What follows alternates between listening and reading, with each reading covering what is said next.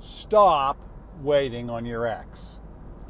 Hey folks, I am Jim Miller, helping you find and keep the love of your life and write a better love story.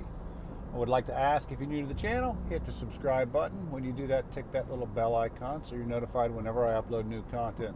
Also, if you like the video, give me a thumbs up, leave a comment in the section down there, and check the description below the video for some information and some helpful links that I give away down there. There's a couple of books that I recommend down there. They're very good books to help with relationships. And I want to start off real quickly with a little housekeeping issue here. I've been out of touch for several weeks now. I had a death in my family, so I had to do a lot of traveling there. In addition to that, I've been facing some serious health issues myself. So I've been a lot of doc's appointments, things like that. So I've kind of been gone for a while. I haven't been responding to the emails and the comments as quickly as I would like to. Generally like to get to those things within 24 hours, and I've been, week and a half in some cases, so there's that. Also, I've been getting a lot of comments on some other videos about narcissistic abuse recovery. This channel has nothing to do with NPD recovery. There's a technique when you're dealing with narcissistic abuse called no contact. And a lot of people search no contact if they're trying to recover from a narcissistic abuse. And they run across my channel or a lot of the other breakup coaches, they run across their channels. And this really has nothing to do with trying to reattract a narcissist back into your life. If you were a victim of narcissistic abuse, I generally recommend you stay in no contact forever. But that's not what this channel is about. This channel is about trying to get back the one that you love in a healthy, happy relationship when both parties are contributing and whatnot.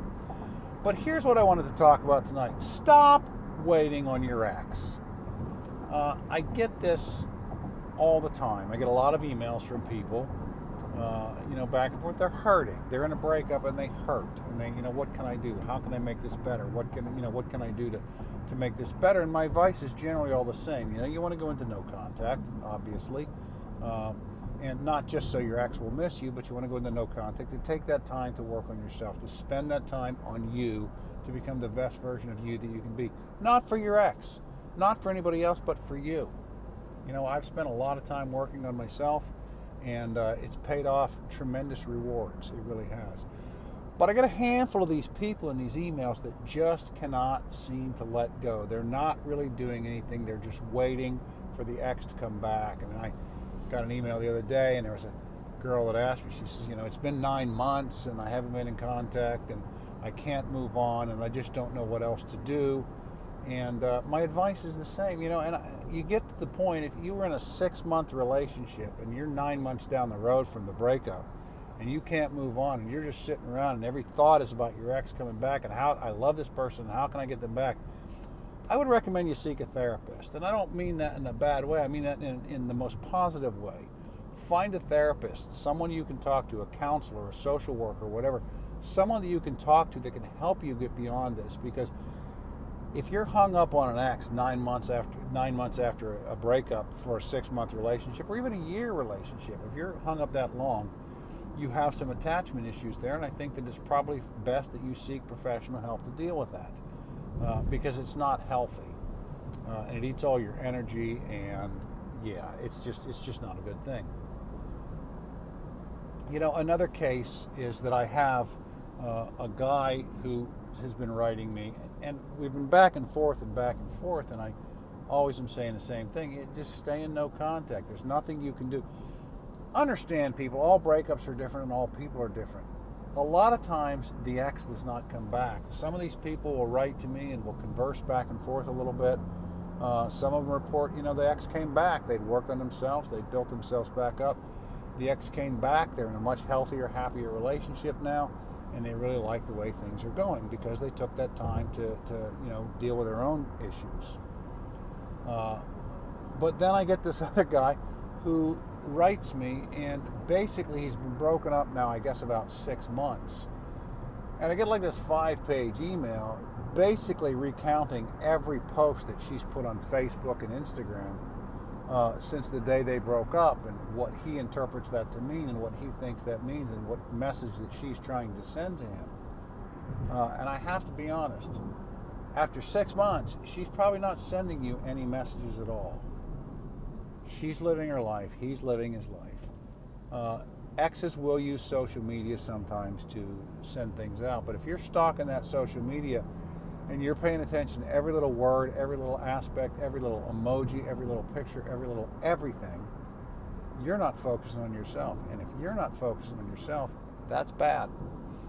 Focus that energy on yourself. Take care of yourself.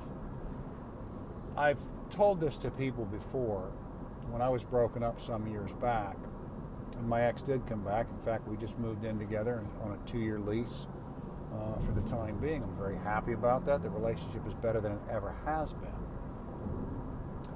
But until I got to a point in my life where I had fully moved on and could live without her, and just I was okay without her, I knew I would be okay without her, I was not in a position to reattract her, and even if I could have reattracted her, I would not have been in a position to keep that relationship alive. Your own needs have got to come first most of the time. You've got to make sure that you're in a place where you're taking care of your needs, you're keeping yourself happy, and you're doing what you need to do for you, not for your ex. If you're making a burnt offering of your life on your ex's altar, stop doing it. Stop waiting for them to come back. Move on. Find some other things. There are a number of things that you can do that can help you get past the ex. I recommended therapy. I recommend it to a lot of people because I think that it really helps. It's helped me in the past.